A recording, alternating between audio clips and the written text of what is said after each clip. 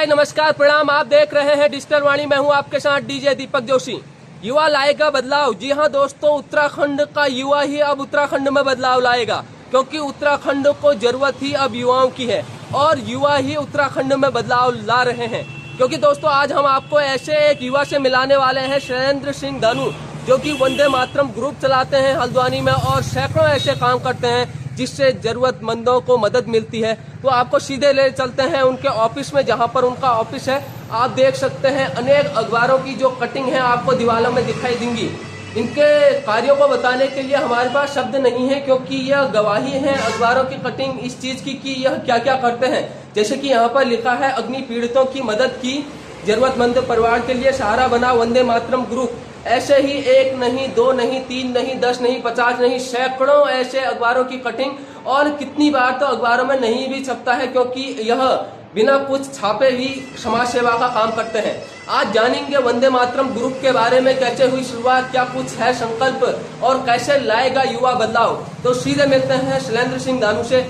ये देखिए, सीधे मिलते हैं। बहुत बहुत स्वागत साहब आपका। वंदे मातरम ग्रुप, जब जब हम सुनते हैं, जब जब पहाड़ों में समस्याओं की बात आती है, तब तक हम देखते हैं कि वंदे मातरम ग्रुप सबसे पहले वहां पहुंचता है और युवाओं और जो वहां की समस्याग्रस्त लोग हैं उनकी मदद के लिए आगे आता है। कैसे आया कि मन में आपके कि एक ऐसा ग्रुप बनाए कि जरूरतमंदों तक पहुंचा जाए? जी, आपने देखा होगा कि जो हल्द्वानी है ये हॉस्पिटल्स का हब है। कुमाऊं का सबसे बड़ा जो द्वार है यहीं से है और यहीं पे हॉस्पिटल सबसे ज़्यादा हल्द्वानी में ही है। तो यार एक दिन की बात है कि मैं और मेरा दोस्त था, हम दोनों यहाँ से अभिनव, हम दोनों सुसेतवाड़ी हॉस्पिटल, क्योंकि पहाड़ों से हमारे भी रिश्तेदार आते हैं, तो वो सुसेतवाड़ी हॉस्पिटल गए। मम्मी ने कहा कि यार देख आना, उनको कोई दुख तकलीफ तो नहीं हो रही है। तो मैं गया था वहाँ देखने के लिए। तो वहाँ देखने के बाद जब वापस आ रहे थे तो ब्लड बैंक के बाहर से एक अम्मा थी, वहाँ पे वो रो रही थी, परेशान थी। तो हमने पूछा, अम्मा क्या हुआ, क्या दिक्कत है? उन्होंने कहा मेरा बेटा पहाड़ी से नीचे गिर गया और उसको ब्लड की जरूरत है। अच्छा, मैंने कहा तो मैं ठीक है, मैंने कहा आंटी हम दे देते हैं। तो हमने उनको ब्लड डोनेट करा।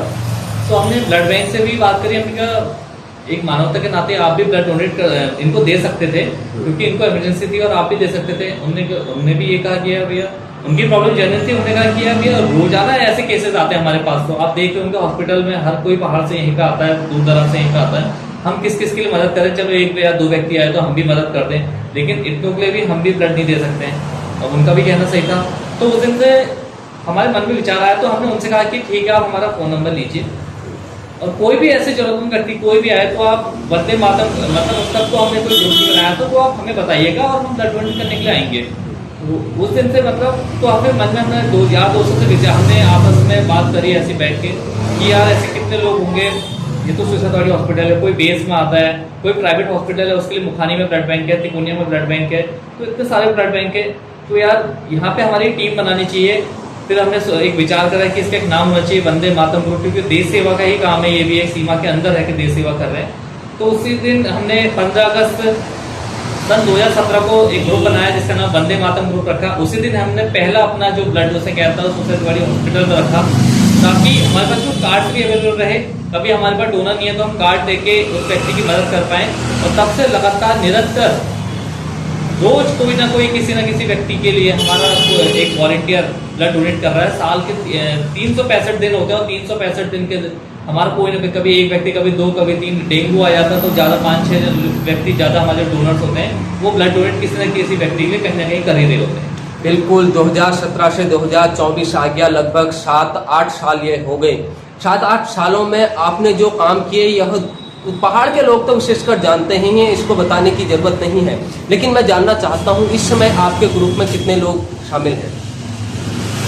जी, जो हमारा मेन जो एक कोर ग्रुप होता है जिसमें डिसीजन लिया जाता है, लोगों से राय मसला लिया जाता है, उसमें वैसे हमारे पास 15 लड़के हैं जो पूरा डिसीजन लेते हैं कौन सी मुहिम चलानी है, क्या कैंपेन चलना है। बाकी अगर हम वॉलंटियर्स की बात करें तो हमारे जो फेसबुक ग्रुप है उसमें 70,000 से अधिक लोग हैं। और वही लोग हैं क्योंकि साल के 365 दिन किसी न किसी व्यक्ति की मदद करते रहनी है, तो वही हमारे रक्तदाता हैं जो मदद करने के लिए आगे आते हैं। बाकी जो हमारी कोर टीम है उसमें हमारे 15 लोग हैं जो डिसीजन लेती है, कोई नया कैंपेन चलना है, कहाँ क्या मदद करना है। बाकी हमारा जो व्हाट्सअप ग्रुप है, उस व्हाट्सअप ग्रुप में भी हमारे कम से कम 500 से अधिक लोग हैं।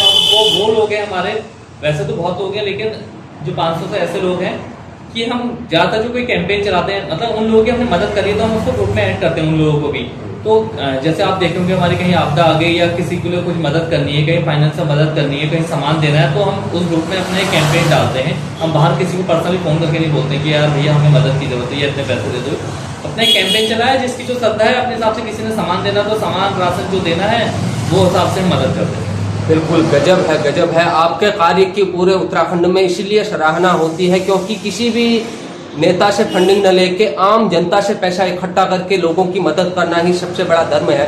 तो क्या क्या कैंपेन चलाते हैं? जैसे कि आपने कहा कि हम अनेक प्रकार के कैंपेन चलाते हैं, मुख्य क्या क्या उसमें शामिल होता है? जी, पहले तो जो हमने वंदे मातरम ग्रुप बनाया है वो इसलिए बनाया ताकि आप देखेंगे आजकल जो युवा है वो नशे की तरफ बढ़ रहा है।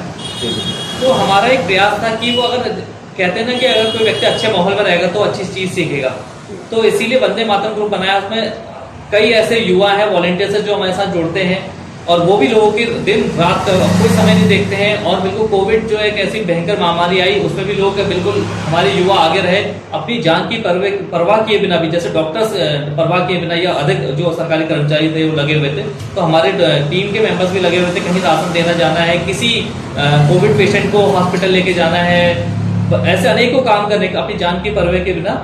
तो वो यही था कि नशे से दूर रहें और समाज सेवा की तरफ प्रेरित रहें, तो इसीलिए वंदे मातरम ग्रुप बनाया है। और उसमें जो हमारे कैंपेन्स, अलग अलग प्रकार के कैंपेन्स हम आपको दिखा दूँ। उसमें सबसे पहले जो हमारा कैंपेन चला इसमें हमारा ब्लड डोनेशन है, रक्तदान, जी बिल्कुल, जो पिछले 8 वर्षों से लगातार चल रहा है, कहीं ना कहीं किसी न किसी व्यक्ति के लिए रोजाना हो रहा है। उसके अलावा फिर हमने बात करूँ, हमारा ये है कंबल वितरण। एक बार की बात है कि यार हम जब रेलवे स्टेशन से घर को आ रहे थे, हमने देखा कि रात को जब ट्रेन से वापस आए तो देखा कि यार सड़कों में ठंड का टाइम है और इतनी ठंड में भी कितने ऐसे लोग होते हैं जो सड़कों में सोते हैं रात को बिना कंबल के। और आए दिन आप भी न्यूज़ में देखते होंगे कि आज इतने लोगों ने ठंड से अपनी जान गंवाई, खासकर शहरों में। जो यार शहर की ठंड होती है वो सीधे सीने में लगती है और इसीलिए लोगों की जान जाती है। तो इसलिए हमने अपना कैंपेन चलाया ये कंबल वितरण का, जो हर साल लगातार पिछले 7 सालों से रोजाना हम जब भी जाड़ों का टाइम आता है हम सड़कों में घूमते हैं, एक सर्वे करते हैं कितने ऐसे लोग हैं जो बिना कंबल के सो रहे हैं। और हर बार 100 से अधिक लोग हमें मिले हैं, मतलब रोडवेज हो या जितने चौराहे हो, रेलवे स्टेशन चौराहा हो, तिकोने चौराहा हो, सिंधी चौराहा हो, ये हमुखानी चौराहा, हर जगह जाके हम सर्वे करके उन तक हम कंबल पहुंचाते हैं। फिर उसके बाद हमारा एक कैंपेन, उसके बाद धीरे धीरे एक्सपीरियंस से भी हमें कैंपेन मिलते हैं। उसके बाद हमारा आया कि यार बेजुबानों का पियाऊ। जब भी गर्मियों का मौसम आता है तो आप देखते हैं उस टाइम पे जो शहर के जो जानवर होते हैं, यहाँ बहुत ज़्यादा गर्मी पड़ती है हल्द्वानी में। अब हमारे पास सीमित संसाधन, तो अपने सीमित संसाधनों में हम लोग एक लिमिटेड एरिया में हम भी मदद कर पाते हैं। तो हमने क्या करा, वहाँ पे हम बेजुबानों के प्याऊ लगाते हैं। तो हमने पहले फेसबुक पे जिम्मेदारी देते हैं लोगों को, हम पूछते हैं उनसे कि प्याऊ हम लगाएंगे लेकिन जिम्मेदारी आप लेंगे पानी भरने की। तो तब से एक कैंपेन हमारा चलता हुआ रहा बेजुबानों का प्याऊ, ताकि गर्मियों में कोई भी बेजुबान जो जानवर हो प्यास से अपनी जान न गंवाए। उसके बाद हमारा कैंपेन आपने देखा होगा, इस बार ग्लोबल वार्मिंग से कितनी ज्यादा गर्मियां पड़ी हैं, तो इसीलिए लोगों के साथ मिलकर हमने कहा कि पेड़ हम उपलब्ध कराएंगे। आपका बगीचा हो, आपका पार्क हो, आपकी कोई भी प्राइवेट प्रॉपर्टी हो, कहीं भी हो, या फिर कहीं जंगल में आप जहां बुलाएंगे, मशीन भी है हमारे पास, गड्ढे भी हम करेंगे, पेड़ भी हम लेके आएंगे। एक पेड़ अपने नाम का आप लगाएंगे, आपकी जिम्मेदारी है। हमने टैग दिए पेड़, उस पेड़ पे टैग आपके नाम का रहेगा और आपकी जिम्मेदारी रहेगी उस पेड़ की देखभाल करना। एक व्यक्ति एक पेड़ की जिम्मेदारी ले, ज्यादा पेड़ की भी नहीं। ये कैंपेन हमने ये चलाया। उसके बाद एक हमारा कैंपेन चलता है, अभी जैसे बरसात का मौसम ये अभी जो चल रहा है, इसके बाद इसमें अब धूप निकलती है तो उसमें डेंगू का ये लार्वा पकड़ने लगता है। तो हमने खुद की अपनी फॉगिंग मशीन ली है, तो उस मशीन से हम खुद अपने फॉगिंग करेंगे अपनी मशीन से। इसमें केमिकल भी हमारा, पेट्रोल और डीजल जो चलता है मशीन चलाने के लिए वो भी हमारा, सब हम लेके आते हैं और फॉगिंग करते हैं। फिर उसके बाद डिजास्टर रिलीफ हमारा एक कैंपेन है, ये मेनली पहाड़ सेवा है। आप देखते होंगे अभी आपदा, ये बारिश में ही आपने देखा होगा कि जितनी भयंकर बरसात हुई, इसमें टिहरी बूढ़ा केदार जो वहां पे कितनी भयंकर आपदा आई, 80 घर वहां पे प्रभावित हुए। और इसके अलावा हमारे बागेश्वर की जो एक सामा जिला पंचायत क्षेत्र कहेंगे उसको, वहां पे बहुत ज्यादा प्रभावित हुए। इसके अलावा मुंसारी का तोमिक गांव है जहां से हमें सूचना आई, वहां भी हमने राहत सामग्री पहुंचाई। और रिसेंटली अभी हम बेरीनाग में होके आ रहे हैं, बेरीनाग में भी 6 घर ऐसे थे जो ये अभी लगातार 2 दिन की बारिश से उस आपदा की जद में आकर वो भी बह गए। तो एक प्रयास था पहाड़ के लोगों के लिए भी मदद करना। शहरों में तमाम संस्थाएं जो शहर के लोगों की मदद कर रही है, लेकिन हमारा प्रयास रहता है सीमांत क्षेत्रों में जाके, पहाड़ों में भी जाके वहाँ के लोगों की मदद करना। हमने देखा कि यार पहाड़ के लोग मददगार तो होते हैं, एक दूसरे की मदद करते हैं, राशन हर कोई उपलब्ध करा रहा है, लेकिन मार्केट दूर होने के कारण वहाँ पे कंबल की आवश्यकता होती है, ठंड बहुत ज़्यादा होती है, बर्तन की होती है, वहाँ पे कुकर, कढ़ाई, ये सब चीज़ें, तो ये हम उपलब्ध कराते हैं उनको वहाँ पे राहत सामग्री के रूप में। उसके अलावा हमारा एक सेंटर भी है महिलाओं के लिए, जिनमें महिलाओं को स्वरोजगार देना, उनको हम सिखा रहे हैं कि सिलाई, कढ़ाई, बुनाई, ये जो चीज़ें होती हैं, दिवाली आती है तो कैंडल्स बनाना, राखी आती है तो राखी बनाना, तो ताकि महिलाएं ये सीख के अपना स्वरोजगार खोलें, और यही चीज़ों को हम प्रमोट भी करते हैं। फिर उसके बाद हमारा एक कैंपेन चलता है, हेल्पिंग हैंड कैंपेन है, और इस कैंपेन के अंदर हमारा लोगों को व्हीलचेयर उपलब्ध कराते हैं, हमारे पास रखे भी हुए हैं, ऑक्सीजन सिलेंडर रखे हुए हैं, ऑक्सीजन कंसंट्रेटर है।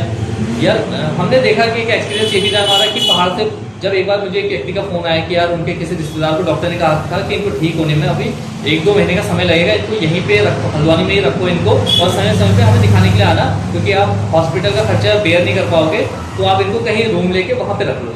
तो उन्होंने कहा कि फिर हमें फोन आया कि यार एक व्हील चेयर की आवश्यकता है, और 10-12 हज़ार रुपये की व्हील चेयर आती है। अब एक पहाड़ के व्यक्ति के लिए इतना खर्च कर पाना यहाँ पे संभव नहीं होता, तो हमने तब से कैंपेन चलाया, व्हील चेयर कैंपेन। हमारी आज से 12 से 15 व्हील चेयर अभी लगी हुई है, वो ठीक होती हैं तो हम किसी और व्यक्ति को दे देते हैं, उसकी काम आ जाती है। ऐसे ही हमारी रोटेट करते रहते हैं, उनका भी खर्चा बच जाता है और हमारी भी एक सेवा हो जाती है। और इसके अलावा पहाड़ों में जब ठंड का मौसम आता है तो हम ग्लेशियर्स के आसपास जाते हैं, ज़्यादातर हम ग्लेशियर्स के पास जाते हैं। मुंसारी ग्लेशियर के पास ग्लेशियर से, पिंडारी ग्लेशियर, हीरामणि ग्लेशियर, तो आसपास के पास जो बसे हुए गाँव है वहाँ पे जाके हमारा प्रयास रहता है। हर साल हम 8 से 10 गांव में जो स्कूल होते हैं उन स्कूलों को चुनते हैं, वहाँ पे जो बच्चे होते हैं उनको हम बॉडी वार्मर्स डोनेट करते हैं। बॉडी वार्मर्स देने का प्रयास ये रहता है कि पिछली बार जब मैं बदियाकोट गांव गया था, हम यहाँ -डिग्री की टेम्परेचर की जैकेट पहन के गए थे, और वो बच्चे वहाँ एक शर्ट पहन के स्कूल जा रहे थे। हमने रास्ते भी ये देखा, तो उनको भी हमने बॉडी वार्मर्स दिए थे। तो तब से हमारा एक मन करा, हर बार पहाड़ों में जाते हैं और उन लोगों को वहाँ पे ये बॉडी वार्मर्स देते हैं, क्योंकि हम स्वेटर, हमने पहले इसके लिए पूछा भी, जो ड्रेसेस होती हैं वो तो स्कूल की तरफ से मिलती हैं, लेकिन वो एक स्वेटर में काम नहीं चल पाता, इतनी ज़्यादा ठंड होती है। तो हम एक शर्ट के अंदर, क्योंकि हम भी स्कूल जाते थे, यहाँ शहरों में भी ठंडा पड़ता है, तो हम भी अपने अंदर एक बॉडी वार्मर पहन के जाते थे, बाहर तो स्वेटर के अंदर भी है। तो वही प्रयास था कि उन बच्चों को एक डिसेंट अपना जो उनके यूनिफॉर्म भी रहे और अंदर से बॉडी वार्मर भी रहे। तो ऐसी प्रयास और ऐसे एक्सपीरियंस के साथ साथ जो कैंपेन हमें समझ में आते हैं। कोविड जब आया, कोविड के पहले वेव में 50 दिनों तक लगातार 2500 परिवारों को हमने राशन दिया। उसमें मध्यम वर्गीय परिवार से लेके छात्रों से लेके बहुत से ऐसे लोग थे जिनको हमने राशन उपलब्ध कराया। उसके बाद जब दूसरी ये वेव आई थी, जब सेकंड वेव आई थी, तो उसमें लोगों के तक हमने मेडिकल किट पहुंचाई, जो उसमें 155 गाँव के हमने कवर करे थे। पिथौरागढ़ जिले में, चंपावत जिले में, नैनीताल जिले में, अल्मोड़ा जिले में, बागेश्वर जिले में, तो जितने ऐसे जिले थे हर जिले में जाके हमने वहाँ के गाँव में जाके 155 अपने वॉलंटियर बनाए हमने हर गाँव में।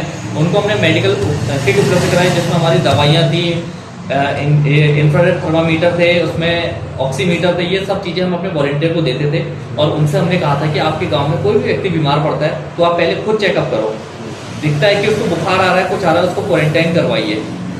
तो ऐसे गाँव में लोगों ने जागरूकता फैलाई और उन लोगों ने वहाँ अपने गाँव को कोविड से भी बचाया। और यही प्रयास वंदे मातरम ग्रुप का रहता है कि अपने पहाड़ों को बचाना, अपने शहर को बचाना। बिल्कुल, शुरुआत में हमने कहा था कि युवा लाएगा बदलाव। यही युवा बदलाव लाने की सोच लिए हैं कि किसी भी हालत में गरीबों, असहायों की मदद के लिए आगे आना है, उनकी मदद करनी है। जैसे कि आपको बताया गया कि कोरोना काल में राशन की किट, दवाइयों की किट और रक्तदान, कंबल दान, गायों के लिए जो बेजुबान होते हैं प्याऊ, और उसके साथ साथ अनेक चीज़ जो होती हैं, व्हील चेयर सहित अनेक चीज़ जो ये समाज सेवा होती है, यह वैसे सरकारों की जिम्मेदारी होती है उनको करना। वंदे मातरम ग्रुप बहुत बढ़िया काम कर रहा है। इसके कामों की जितनी सराहना की जाए उतना कम ही है। लेकिन और आगे के क्या प्लान है और किस तरीके से आप लोगों की सेवा करना चाहते हैं? ये प्रयास तो हर संभव मदद करने का है। जैसे जैसे एक्सपीरियंस मिलते हैं, जैसे जैसे आपदाएं से या फिर कुछ भी ऐसा, कोई इमरजेंसी, कुछ ऐसी सिचुएशंस आती हैं, तो उससे हमें भी एक्सपीरियंस मिलता है कि तो उसी हिसाब से हम काम करते हैं, उन चीज़ों पे काम करते हैं। बस हमारा एक प्रयास है कि लोगों की मदद करना है, कैसे करना है, कब करना है, वो माहौल और समय के हिसाब से होती है। लोगों की सेवा का सबसे बड़ा जरिया जनप्रतिनिधि होता है। आप कब जनप्रति की ओर अग्रसर होंगे? क्योंकि हल्द्वानी के अनेक युवा चाहते हैं कि आप लोगों को राजनीति में आना चाहिए। देखिए, इसके लिए ना मैंने भाई बॉबी पवार का सपोर्ट करा था अभी, क्योंकि वो आज युवाओं की आवाज उठा रहा है। तो बॉबी भाई की मैं स्पीच सुन रहा था जब मैं भी देहरादून आंदोलन में गया था। तो उन्होंने वहां जो स्पीच दी थी, उन्होंने ये कहा था कि अभी तक हम क्या कर रहे हैं, हम कह रहे हैं कि भैया इस नेता का सपोर्ट, ये काम नहीं कर रहा तो दूसरे नेता का सपोर्ट करो, इसका करो, ये नोटा दबाओ। नोटा दबा के भी क्या होगा? नोटा कहीं कहीं तो मैंने ऐसा देखा कुछ ऐसी पार्टियां हैं जिनसे ज्यादा नोटा वोट लेके आ रहा है, लेकिन उससे फर्क क्या पड़ रहा है? जीतने वाला तो जीत ही रहा है। तो बॉबी भाई ने कहा था कि अब युवाओं को खुद राजनीति पे आना होगा। तो इसीलिए मेरा भी प्रयास है कि इस बार सबसे पहले अपने वार्ड के क्षेत्र के लोगों की मदद करूं। और एक बेसिक यहाँ से स्टेप है, कैसे लोगों को मतलब समझा जाता है, कैसे काम करा जाता है, कैसे विभागों में जाके कैसे काम कराया जाता है। अभी तक तो जनसेवा ये अपनी तरफ से ही हमने सेवा करी थी, लेकिन जो एक वार्ड की सेवा या जनता की सेवा होती है तो वो विभागों में जाके कैसे होती है वो मैं सीख रहा हूँ, और उसी से एक्सपीरियंस लेके फिर आगे बढ़ देखेंगे। बिल्कुल, सेवा तो आप पहले भी कर ही रहे हैं। अगर राजनीति में आप जैसे युवा आए तो उत्तराखंड में बड़ा बदलाव आ सकता है। और जो आज एक ऐसा तंत्र है जो नेताओं तक आम आदमी की बात नहीं पहुंच पाती या बीच में ही अटक जाती है, वो सीधे पहुंच सकती है, ऐसा जरिया बनना चाहिए। तो सर, बहुत अच्छा लगा आपसे बात करके, आपके ग्रुप के बारे में जाना। ऐसे ही आप लोगों की सेवा करते रहिए। वंदे मातरम। धन्यवाद। जय हिंद। वंदे मातरम।